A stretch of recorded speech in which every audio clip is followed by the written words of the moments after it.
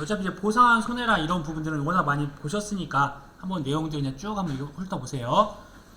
이때 저희가 자연재해가 태우가 냉동설안에 조기 먹고 폭 호강했다 그런 내용들이 있었잖아요. 그런 내용들이 있었고, 그 다음에 적과전 종합위험에 대한 부분들도 적과 종료 이후에는 대상 재해가 총 7종이었다. 태우 집지와에다가 그 다음에 가을 동상의 일소 피해였는데, 이제 이 부분에 약간 이제 어제 질문하셨던 분들이랑 그런 것도 있어서 간단히 다시 한번 설명드릴게요. 여기서 먼저 태풍이나 이런 집중호우 같은 경우는 저희가 두 가지를 구분하셔야 되세요.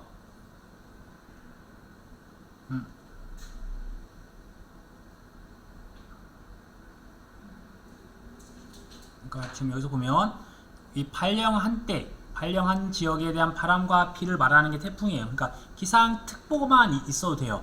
기상특보가 발령됐고, 근데 바람이 뭐 10제곱미터였다, 10m/s였다. 특보가 발령되어 있고 플러스 근데 바람 속도는 10m/s였다. 이러면 당연히 이게 하나가 해당이 되면 이거는 해당되지 않아도 해당이 되는 겁니다.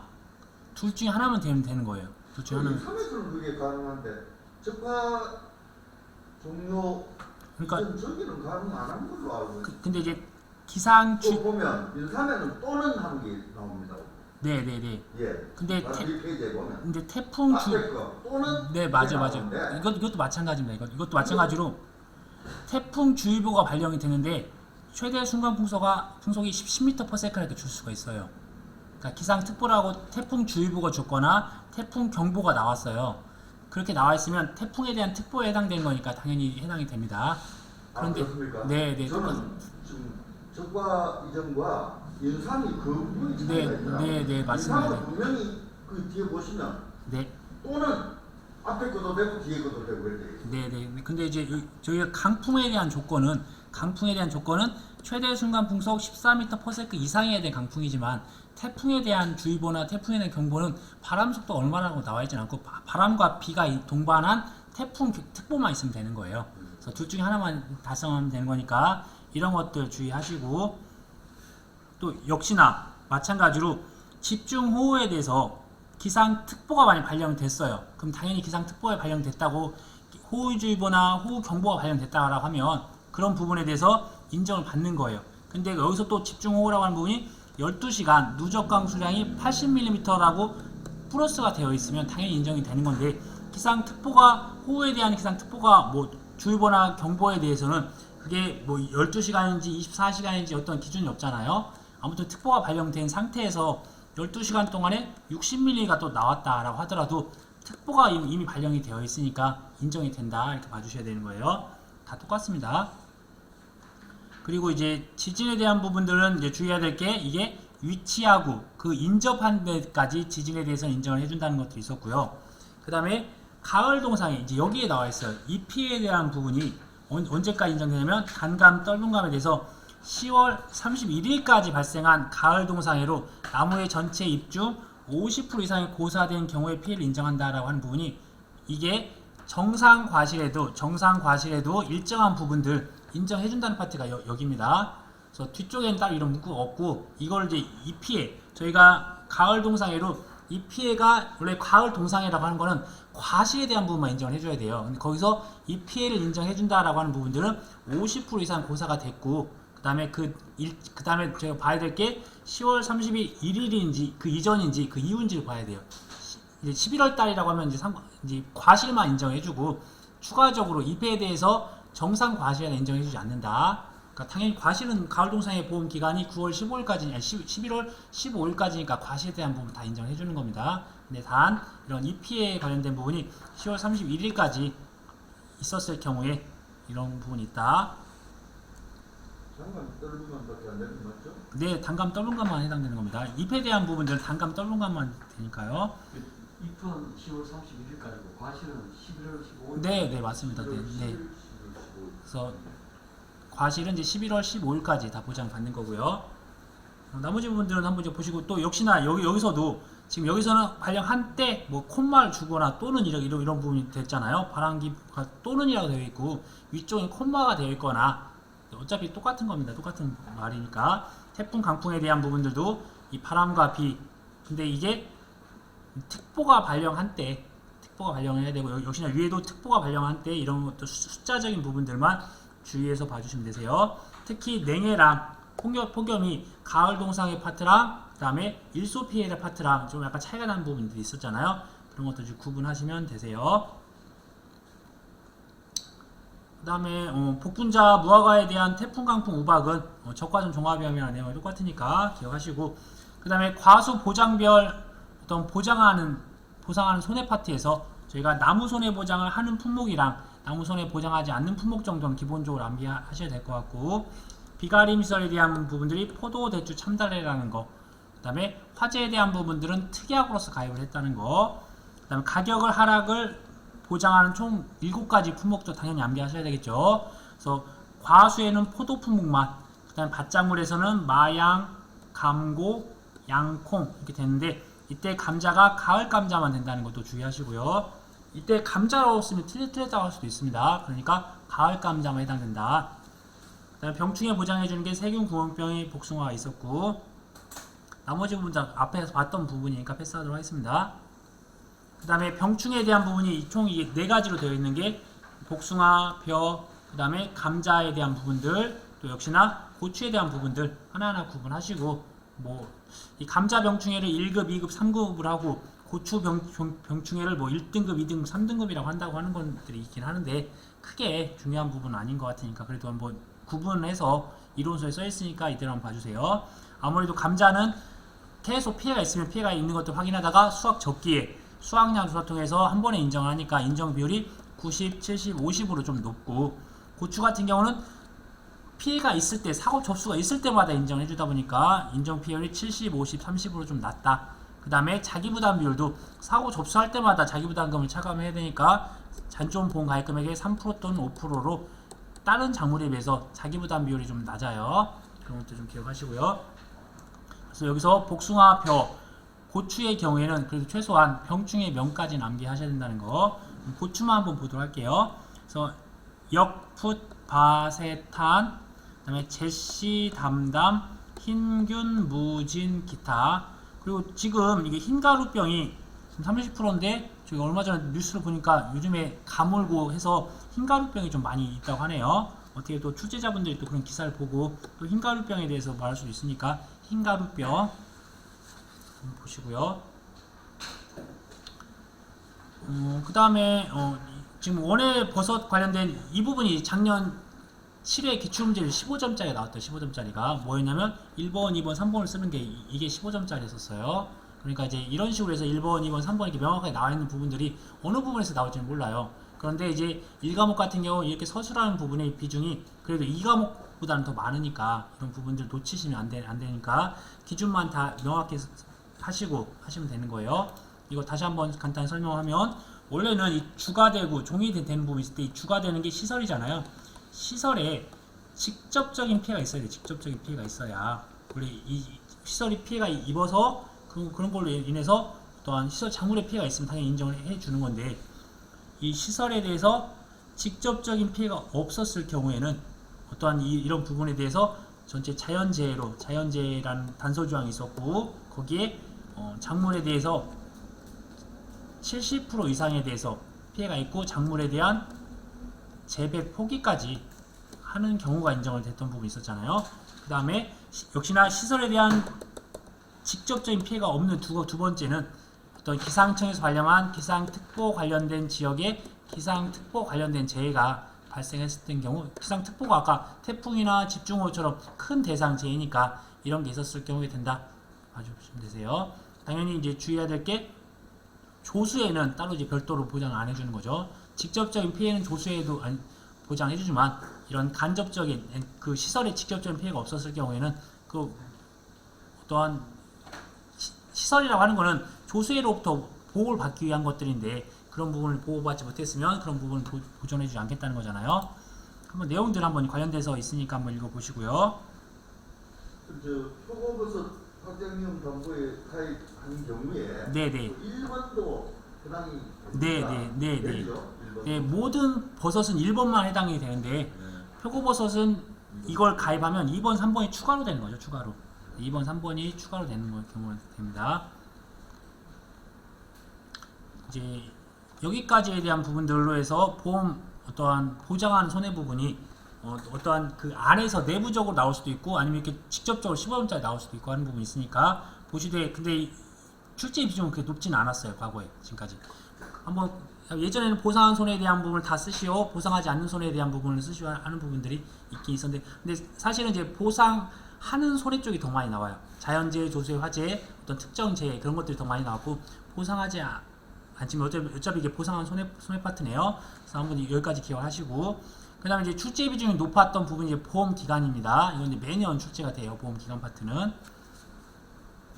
그래서 이제 여기서 나와 있던 이렇게 어떤 방향이 종적이다 하면 횡적으로도 해보고 스스로 또 이렇게 연습을 한번 해보셔야 되고, 모든 모의고사나 모든 문제에서 항상 보험 기간 나온다고 생각을 해주셔야 되세요. 과수가 나오면 이제 어느 정도 암기가 되셨을 것 같고, 이제 지금부터는 이제 암기를 직접 하셔야 되니까 생산비보다 맞장물에 대해서 파종은 언제까지, 또 수확은 또 언제까지 하되 또 언제 이후에 해야 된다, 그런 인수 제한과 연결돼서 이제 슬슬 이제 암기를 해주셔야 될 것 같아요.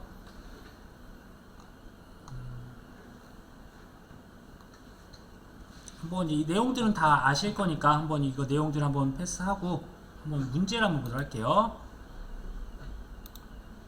이제 여기서 이제 나왔던 문제를 보니까 이렇게 이제 농작물 재해보험 및 가축 재해보험에 대한 이론과 실무라는 용어를 쓸 수도 있고 뭐 이론서라고 할 수도 있고, 그렇게 해서 나왔을 때 정하는 농작물 재해보험 상품에 대한 보험 기간에 대한 내용이다. 1번부터 5번에 알맞은 내용을 쓰시오라고 해서 이렇게 적과전 종합위험, 그 다음에 수확 감소 보장 과수, 이렇게 또 수확 감소 보장하는 논작물, 이런 식으로 해서 복합적으로 나올 수도 있으니까 한번 문제 볼게요. 첫 번째, 적과전 종합위험에 대해서 일소 피해 같은 경우는 저희가 적과 종료 이후부터 언제까지였죠? 9월 30일까지 9월 30일까지. 이때 판매 개시년도 9월 30일까지였다는 거. 그 다음에 나무 손해보장은 자연재해 조수의 화재로서 판매 개시년도 2월 1일부터 언제까지요? 이듬해 1월 31일까지. 그러니까 이런 걸 간단히 물어보고, 어떠한 가을 동상이 같은 경우는 9월 1일부터 그 다음에 각각 해당된 사과배는 11월 10일, 단감 떫은감은 11월 15일까지였잖아요. 그래서 그런 것들 구분해서 한번 보실 수도 있어야 되고, 어찌됐건 이런 것들이 무조건 나온다. 그 다음에 수확 감소 보장에 대해서 수확량 감소 추가 보장에 대한 것들만 따로 이렇게 별도로 한번 물어보셨네요. 근데 두 개 똑같죠. 포도, 복숭아 같은 경우는 이듬해가 아니라 10월 11을 초과할 수 없다, 이렇게 써주시는 거. 여기에 하나 더 추가적으로 되는 게 오미자도 역시나 10월 11을 초과할 수 없다, 이렇게 되어 있었고요. 그 다음에 종합형 수확감소 보장, 보리밀은 똑같죠. 보리밀. 그러면 벼부터 볼까요? 벼는 수확감소 보장이 11월 30일까지잖아요. 근데 보리밀은 6월 30일까지. 이런 것들 이렇게 간단하게 물어볼 수 있고요. 보험 가입금액에 대한 부분들은 지금 아직 안 나왔으니까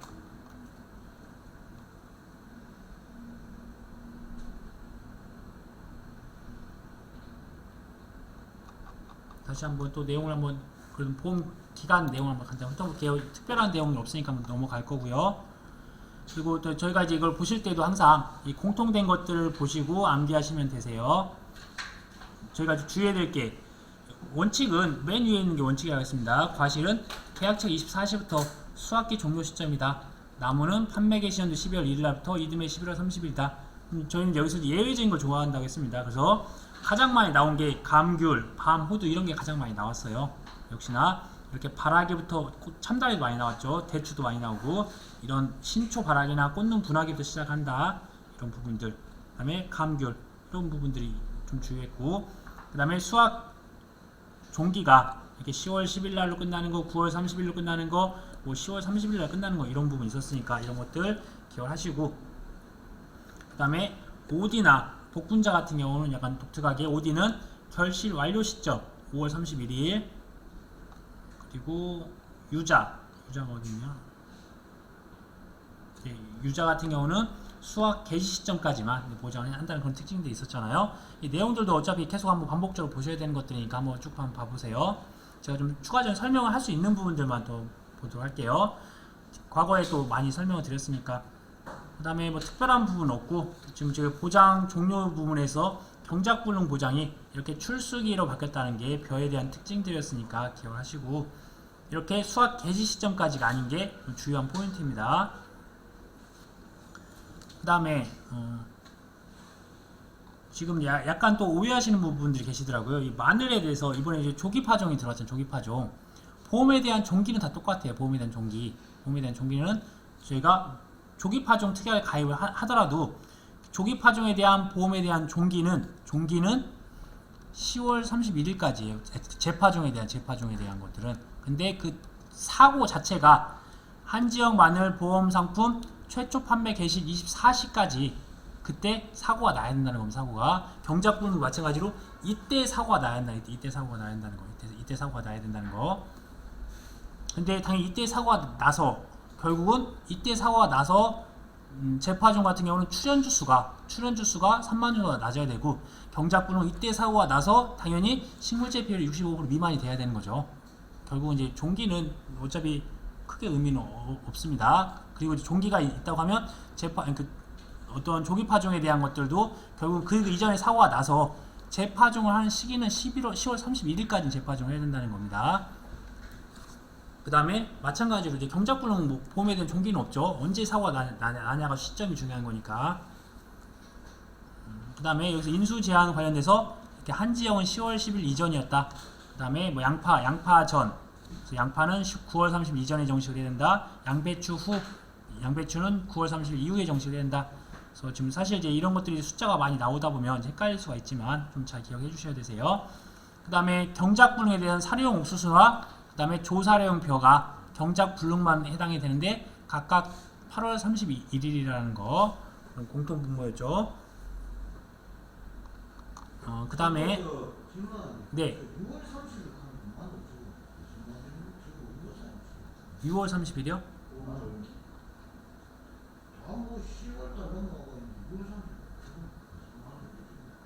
이 부분이요? 네, 이듬해 수확을 합니다. 마늘과 양파는.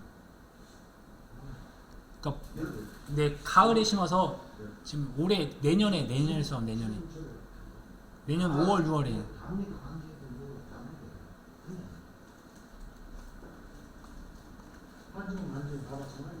네, 마찬가지입니다. 다 마찬가지입니다.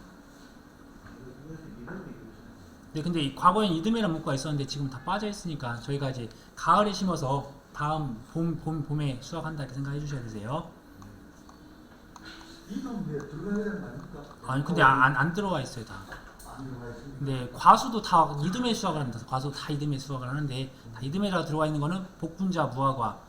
양배추 같은 건 이듬해. 네, 양배추는 들어와 있는 게 일부 품목만 들어와 있어요. 일부 품목. 그럼 양파는 이듬해가 없습니까? 네, 없습니다. 그래요. 지금 이제 이듬해라는 문구가 들어 있는 게 양배추와 차만 좀 들어와 있어요. 양배추하고 차. 차. 네, 이듬해. 이렇게 보시고요. 이제 그 다음에 생산비 보장 있네요. 생산비 보장 같은 경우는 이제 저희가 이제 어렵게 나오면 정말 정식을 하되 언제까지 정식을 해야 된다. 파종을 하되 언제까지 파종을 해야 된다. 이런 것들 이제 하나하나 또 물어볼 수가 있으니까 기억하시고 저희가 또 같이 암기할 수 있는 거는 5, 6, 7, 8, 9, 200 이 정도까지는 기본적으로 그래서 151, 161, 71, 81, 91 그래서 151이 되는 부분이 고추 160일이 브로콜리, 70일이 고랭지 배추, 그 다음에 80일이 고랭지 무, 그 다음 90일이 대파, 아니죠, 잠시만요. 단호박, 200일이 대파, 이렇게 됐던 부분 있잖아요. 그런 정도 우선 암기하시고, 나머지, 이걸 제외하고는 최초 수확 직전까지라는 거. 근데 최초 수확 직전 다 공통된 거 아니까, 이 날짜를 많이 물어볼 것 같아요, 날짜를. 그럼 해당 품목이 조금처럼 마늘 양파 같은 경우가 내가 그런 작물에 대한 이해도가 없으면 그게 언제쯤이다 하고 수확을 한다라고 저희가 알 수 있으면 대략적으로 암기하기 훨씬 쉬워요. 네. 그래서 좀 만약 암기 어렵다면 메밀은 우리가 이제 여름에 심어서 그해 가을에 수확한다 이렇게 이런 것들 이런 식으로 해서 좀 암기하는 부분들을 좀 약간 축소를 좀 시켜주세요. 이쪽 부분도 패스하도록. 보장 작물에는 다 또 이듬해가 들어가 있습니다. 네, 맞습니다. 네. 그러니까 지금 이제 생산비 보장은 사실 이제 들어온 지 얼마 안 됐어요. 생산비 보장은. 근데 이제 마늘, 양파 그런 품목들은 예전에 만들어 놨다 보니까 지금 이제 새로 들어온 품목들에 대해서는 그런 것들 다 잘 반영을 해서 정확하게 돼 있는데 옛날에부터 했던 것들은 이제 그런 것들이 수정을 안 해놓고 하는 상태입니다. 그러니까 저희가 이제 상식적으로 알아야 돼요, 그냥. 그다음에 인삼에 대한 부분도 한번 읽어보시고, 그다음에 원해설에 대한 부분들 뭐 특별한 내용 없으니까 한번 쭉 보시면 될 것 같아요. 이듬해나 이 판매 개시연도 네. 물론 책대로 세야 되겠지만 책대로 안 쓰고 이듬해나 판매 개시연도를 빼먹는 경우에 날짜는 바로 써도 어떻게 했어요? 그런 부분들은 좀 저희도 이제 출제자가 채점 기준에 따라서 좀 다를 수가 있어서 될 수 있으면 있는 그대로 써주셔야 될 것 같아요. 그러니까 이듬해 판매 개시연도 이것도 외우는 쉽지 않더라. 네, 근데 판매 개시연도는 저희가 아셔야 되세요. 저희가 가입을 한 해가 판매 개시연도니까 그 해 어떤 재파종 같은 경우는 그 해 10월 31일이라는 걸 명확히 줘야 되니까 판매 개시연도 10월 31일이라고 줘야 되는 거죠. 판매 개시 연도가 네, 보험 판매 개시 연도죠. 네 맞습니다. 네. 이제 그러니까 가입을 하실 때죠. 목적물 판매 개시 연도가 아니고 네, 그렇죠. 목적물 판매 개시연도가 보험 가입한 연도, 가입한 연도. 네, 헷갈릴 수가 있어요. 네 맞습니다. 네. 목적물 판매 개시연도는 이듬해가 되니까 그런 부분들 주의해 주시고 쭉 이런 보험 기간들이 있고 이제 보험 가입 금액도 한 문제가 거의 출제가 된다고 보시고 접근하시면 되세요. 앞에서 봤으니까 쭉 내용을 이제 넘어가도록 하겠습니다. 이때 저희가 뒤쪽에 한번 볼게 기준 가격에 대한 부분이 있어요. 기준 가격이 농업수입 보장, 농업수입 감소 보장을 할 때 썼던 부분들인데 올림픽 평균 값을 갖다 쓴다. 그래서 연도별 평균 가격에 평균 가격부터 우선 나중에 연습해 보겠지만 저희가 먼저 중품과 상품에 대한 평균 가격을 먼저 산출해야 돼요. 나중에 조건을 보시면. 그래서 그 가격에 대해서 최대값과 최소값을 제외된다. 그래서 두 가지를 기억하셔야 된다는 거. 평균 가격을 먼저 설정하고 그 다음에 최대값, 최소값. 근데 문제 자체에서 평균 가격을 주면 그 값을 쓰면 되는 거예요. 지금 이제 가맥에 대한 파트가 또 이렇게 한 카테고리로 나와 있어서 이번에 또 저희가 가맥에 대한 문제 한번 풀어보도록 하겠습니다. 먼저 읽어보고 가입 수확량과 기준 수확량. 가입 수확량은 가입할 때 평년 착과량을 기준으로 해서 가입을 할 거고요. 기준 수확량은 적과 후 착과 조사 이후에 적과 후 착과 수 값을 기준으로 해서 기준 수확량을 저희가 측정하는 거예요. 착과 감소가 인정이 되면 착과 감소를 더할 거고 착과 감소가 없으면 착과 감소를 더하지 않았던 부분이 있잖아요. 기준 수확량을 초과하는 경우에 그 초과분은 제외하도록 가입 수확량이 조정되며 보험 가입 금액을 감액한다. 이렇게만 보면 당연히 줄어들었으면 그것들에 대해서 보장을 해줘야 되는데 이 기준 수확량이라고 하는 부분들은 말 그대로 자기 부담 감수량, 내가 부담하기로 하는 부분을 책정하기 위한 그런 기준이 되는 거예요. 뭐냐면 내가 평착이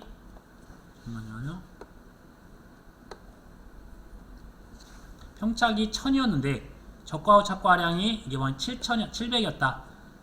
그랬을 때 만약에 이게 인정되는 감수가 있었다라고 하면 이 300에 대해서 더하면 결국은 내가 가입했던 거랑 이거랑 똑같아지는 거예요. 그러면 당연히 이런 부분들에 대해서 기준 수확량과 같으니까 감액이 되지 않습니다. 그런데 이것들 인정해주지 못했을 때 그럼 기준 수확량이 변동이 되니까 그 변동된 기준 수확량에 대해서 혹시 기준 수확량보다 초과된 부분이 있으면 그 부분들에 대해서는 감액을 한다는 거예요. 그래서 뭐 한 가지만 있는 경우는 아니지만 적과 전에 사고가 없으나 그래서 사고 접수가 없다. 그래도 사고 없는 걸로 되는 거예요. 저희는 사고 접수가 없으면 사고가 없으나 적과 후 착과량이 평년 착과량보다 적게 되는 경우에 우리가 차액보험료로서 감액을 하게 되는 경우라고 어제 한번 문제 풀어봤었죠. 또 비슷한 문제가 있길래 같이 한번 또 풀어보겠습니다. 이때 우리는 항상 이런 보험료를 돌려준다고 하는 거는 계약자가 부담한 보험료만 돌려줘야 되겠죠. 거기다가 미경과 비율을 곱한다고 했습니다. 경과한 비율은 이미 보장을 받았고 미경과된 부분에 대해서만 돌려받는 건데 말 그대로 차액, 감액된 부분에 대한 부분들이니까 감액분에 대한 계약자 부담보험료, 이 계약자 부담보험료와 연관성 있는 건 보험 가입금액이에요. 보험 가입금액이 감액된 부분에 대해서는 그 부분만큼은 감액을 해서 돌려줘야 되고 그 다음에 그 전까지는 이미 경과했고 앞으로 감액을 할 미경과 비율에 대한 부분들만 해당된다. 그래서 이때 암기하실 때 어떻게 하신다고 했죠? 63 7, 8 이걸 암기하시고 여기다가 7, 7, 9 어떻게 암기한다고 했었는데요. 한번 이걸 잘 한번 숙지하셔서 암기하셔야 됩니다. 79를 앞에 했나? 아무튼 이제 기준을 하나 두셔서 여기다 플러스 7을 한다든지, 그 다음에 여기는 플러스 14네요. 여기는 뭐 5 9 5 그러면 이제 이런 식으로 7 9 5 이런 식으로 63에다가 7 더하기 9 더하기 5 뭐 이런 식으로 해서 제가 순차적으로 가장 작은 걸 기준으로 저희 했어요. 여기는 5가 차이는 5 2 이런 식으로 해서 78을 저희가 암기하면 78에 대해서 5를 더하고 그 다음에 5를 더하고 2를 더한다 이런 식으로 해서 795 552 뭐 이런 식으로 해서 좀 따로 뭐 암기 팁이 있으시면 공유해 주시고, 우선은 이제 이런 식으로 해서 하나하나 암기한 다음에 거기서 플러스로 시키는 걸로 한번 기억을 하도록 하겠습니다. 그 다음에 네, 이쪽 부분 이제 비가림 썰에 대한 부분을 보기 앞서서 한번 문제를 한번 갖다 보도록 할게요.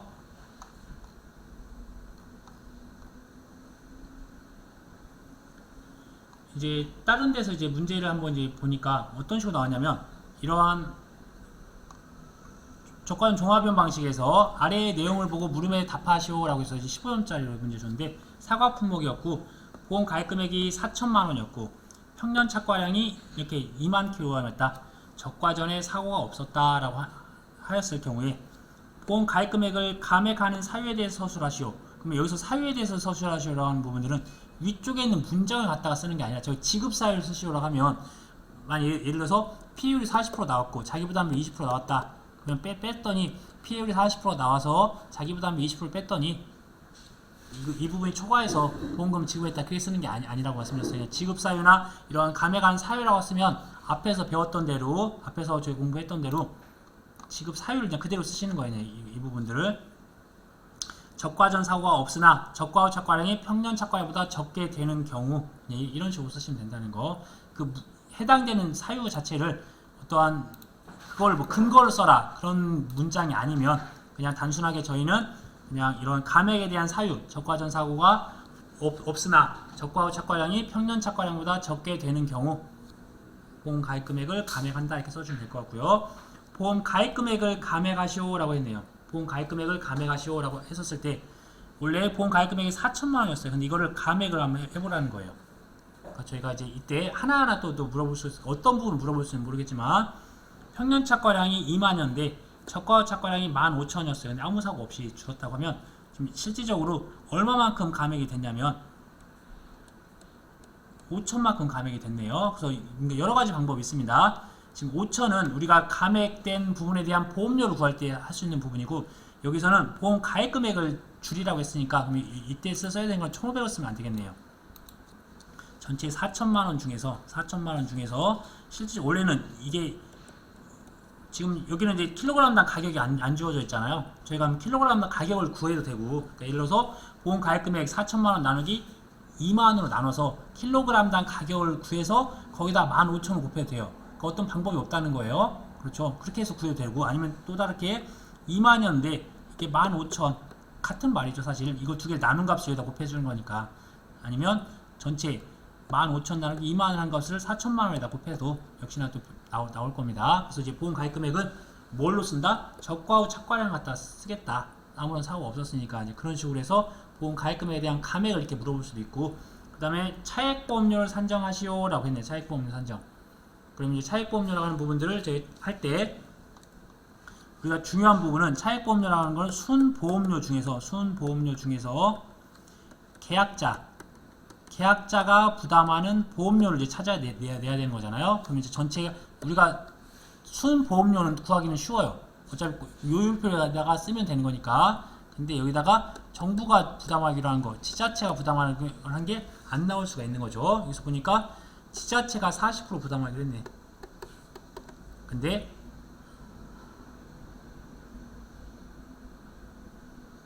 자기 부담 비율이 없네. 자기 부담 비율. 자기 부담 비율이 없죠.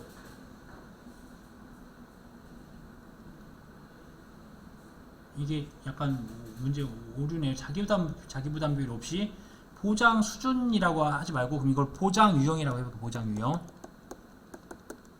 보장 유형이 만약에 70%였다. 왜냐면 저희는 이제 사과 같은 경우는 보장 수준별로 해서 50% 또는 70% 선택할 수 있으니까 이걸 보장 유형으로 바꾼다고 하면 보장 유형이 70%라고 많이 가정하면 중복적이 아니니까 그러면 이때 어떻게 자기부담 비율 얼마겠죠? 자기부담 비율이 30%가 되는 거죠. 이런 거 갖다가 근데 보장 수준 다른 품목에서는 쓸 수 있는데 여기서 쓰기는 좀 애매한 것 같긴 해요. 제가 보장 수준이라는 말이 또 중복적으로 쓰인 거잖아요. 그래서 만약에 아마 그런 걸 출제 유도를 했던 것 같아요. 그럼 자기부담 비율이 30%일 때는 얼마죠? 그러면 정부에서 부담하는 게 60%네요. 그러면은 100%네요. 그럼 이제 이거는 그럼 보장 수준도 한 80%로 바꿔야겠네. 80%. 그러면 자기부담 비율이 20%로 가정하게 되면 20% 가정하게 되면 20%가 그 50%였으니까 50% 되겠네요. 그러면 계약자가 부담하는 비율은 10%가 됩니다. 10%. 그러면 이제 계약자 부담 보험료랑 그 다음에 이렇게 가액 미경과 비율을 저희가 암기는 했지만 이런 식으로 줄 수도 있어요. 저희가 우선순위 1순위는 출제자가 출제한 게 가장 우선순위예요. 그 다음에는 이론서입니다. 그래서 이미 이거 가액 미경과 비율 70%가 줬으면 저희는 이 값을 갖다 쓰면 돼요. 그냥 만약 이게 뭐 79%다 뭐 83%다 이런 식으로 해서 따로 이렇게 따지고 할 필요는 없습니다. 그 다음에는 이제 왜 이렇게 했냐라고 따질 수는 있겠지만 차액보험료라고 하는 부분들은 그러면 구하면 되겠네요. 여기서 줄어들었으니까 원래 근데 이때 차액보험료는 원래 보험 가입 금액부터 알아야겠네요. 아니 그럼 어차피 이 부분에 대한 것만 해도 되겠네요. 지금 2만에서 얼마죠?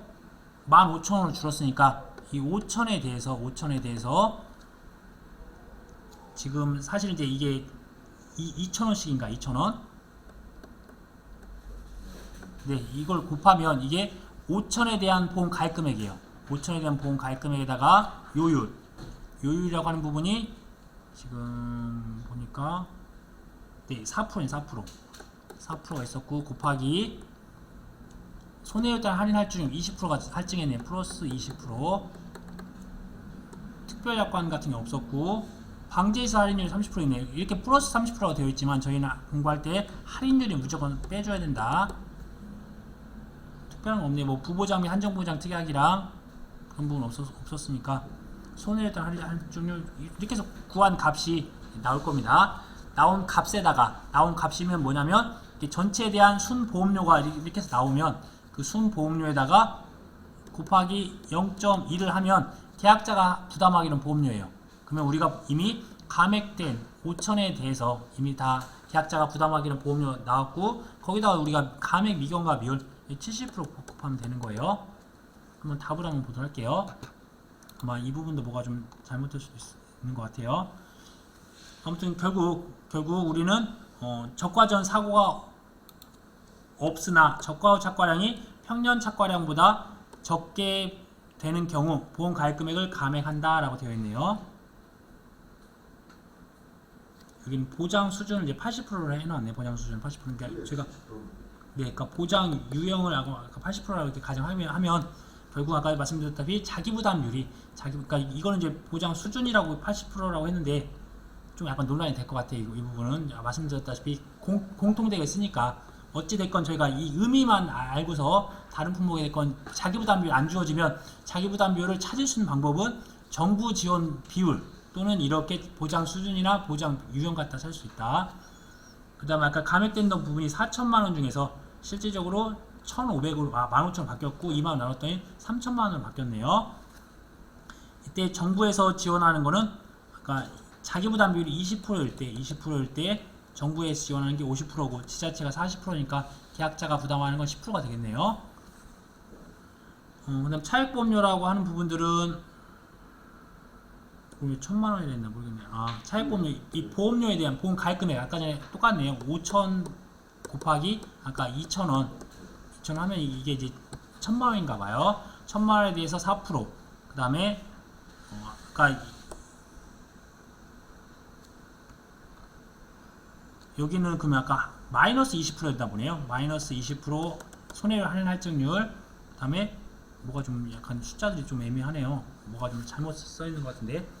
그럼 여기 같은 경우는 또 방제세 할인율을 30% 해줬나 봐요. 100에 30% 해줬네요. 곱하기 아까 계약자 자기부담 비율 0.1에다가 여기 7은 그거였죠. 70% 감액 미경과 비율. 이런 식으로 해서 풀어야 된다라고 봐주시면 될 것 같으세요. 국고 보조율 아까 그 도표에는 보장 수준이라고 되어 있기 때문에 상관이 없잖아요. 네네네. 앞에 문장에는 보장 유형이라고 되어 있었고, 네네. 도표에는 보장 수준이라고. 근데 이제 저희가 50%형 50 또는 70%가 있잖아요. 네. 그걸 보장 수준이라고 하거든요. 그러니까 용어가 혼용돼 있으니까 헷갈리실 수 있어요. 그 적과전 보장 수준. 네네. 50% 70%. 네네. 이것도 적과전이고 보장 수준이니까 같은 말로 써 있으니까 네네. 또 혼동이 될 수 있어서 주게 되면 보장 유형으로 줘야 혼동이 없을 것 네. 같다는 거죠. 근데 도표에는 보장 수준이라고 되나? 네네네. 아무튼 도표에서 보장 수준이라고 주면 그런 부분들 잘. 지금까지 저런 유형의 문제가 없었죠. 왜 그러면 이제 보장 수준이나 보장 용어로 쓰는 게 처음 들어왔어요. 이번에 올해 처음 들어왔으니까. 그러니까 원래는 과거에는 자기 부담비율 5% 뭐 한 10%, 15%, 20%, 30%, 40%는 줬지 보장 수준이나 보장 유형이란 말이 없었어요. 그래서 이제 이런 걸 응용해서 나올 수가 있으니까 한번 점검을 해드린 겁니다. 근데 저희 조사료표나 사료 옥수 같은 경우는 역시나 보장 생산비에다가 가입 면적이나 재배 면적을 곱할 거고, 생산비 보장도 역시나 보장 생산비에다가 재배 면적, 그 다음에 잔존 보험 가입 금액을 쓰는 게 가축 일부랑 고추, 브로콜리가 있다고 했습니다. 나머지는 이제 그런 거 쓰지 않는다고 했고요. 이때 이제 감가상각률을 이제 적용할 때 해가림설에서 제주달가에다가 1빼기 감가상각률을 쓴다고 했습니다. 해가림설에 대한 설치 시기에 따른 감가상각 방법을 봤을 때 계약자가 설치 시기를 계약자가 알겠죠. 언제 설치했는지. 농협이나 딴 데서는 알 수가 없으니까 계약자가 설치 시기를 말하면 그걸 고지받아서 설치한다. 근데 계약자가 내가 언제 설치하는지를 모른다라고 하면 인삼을 언제 심었는지 그거 같이 묻어서 갈 수도 있다. 근데 이번에는 이미 설치한 후에 철거했다가 다시 사용한 거죠. 재사용을 할 경우에는 최초 설치 시기를 기준으로 해서 감가를 하려고 합니다. 지금 다 이 시기를 알려고 하는 이유는 감가는 내용 연수를 알기 위해서 이걸 지금 다 하는 거예요. 그래서 만약에 최초 설치 시기를 알 수 없으면 최초 구입 시기 영수증 같은 거 가지고서 확인을 한다. 그 다음에 이제 저희가 설치 재료에 따라서도 한다. 그래서 동일한 재료가 있으면 그 재료 중에서 가장 넓게 분포한 걸로 한다. 근데 또 이 부분도 좀 애매한 부분이 있습니다. 그다음에 한 개의 농진에 감가상각률이 상이한 재료, 목재, 철제 이런 것들이 섞어져 있다.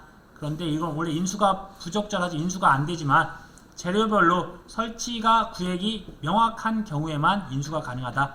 그리고 각각의 면적만큼 구분하여 가입한다라고 되어 있네요. 이때 감가상각은 보험 가입 시점을 기준으로 가져갈 거고, 보험 가입 금액은 보험 기간 동안 동일하다. 그래서 저희가 이 감가상각을 하고 하는 부분이 똑같아요. 이 가입 시점을 기준으로 해서 이걸 갖다 적용을 받는 거지 이게 유동적으로 변하지 않는다는 거예요. 그래서 가입 시점을 기준으로 해서 연단위 감가는 감가상각을 연단위로 감가상각할 거고 1년 미만은 미적용하고, 경영 감가율이 전체 100에서 잔가율 20%를 제외한 80% 나누기 내용 연수다. 그래서 목재 6년, 철재 18년이라고 되어 있지만 문제에서 뭐 목재가 8년이다, 철재가 뭐 20년이다 이렇게 수정을 하면 그대로 가져가셔서 쓰셔야 된다는 거. 그래서 잔가율이라고 하는 부분은 잔가율 20%와 자체 내용 유형별 내용 연수를 기준해서 경영 감가를 산출한다. 이런 부분이 있고요. 그러니까 내용 연수가 경과하더라도 현재 정상 사용 중이야. 그럼 내용 연수가 경과하면 잔가율 20%만 남아 있어야 되지만, 그렇지만 현재 정상적으로 사용하고 있으니까 20%보다 10% 더 올라가서 경제성을 고려해서 잔가율을 최대 30%로 수정해서 보험을 가입을 시켜주겠다는 겁니다. 그래서 보험 가입을 30%로 가입을 했으니까 나중에 저희 평가하는 것도 30% 적용해서 하는 거예요. 관련돼서 문제 하나 풀어보고 잠깐 쉬었다 할게요.